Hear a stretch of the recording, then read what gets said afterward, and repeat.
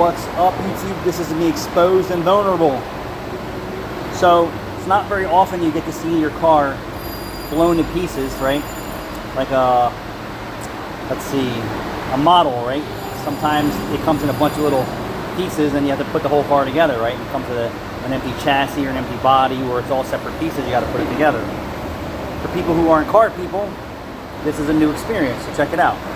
We have the Chevy Cobalt, front suspension blown apart. So this is where the strut would normally be.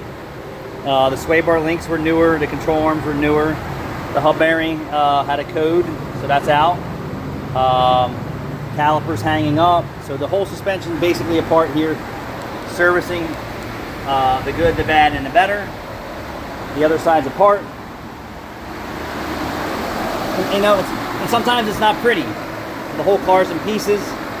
And then we're going to move on to the back brakes. I didn't pull the right rear wheel off. I was hoping to get some parts here so I can get started. And I'm going to blow the back brakes apart, get the drums on the brake lathe. I'll bring you back when I got something juicy. Thanks for watching.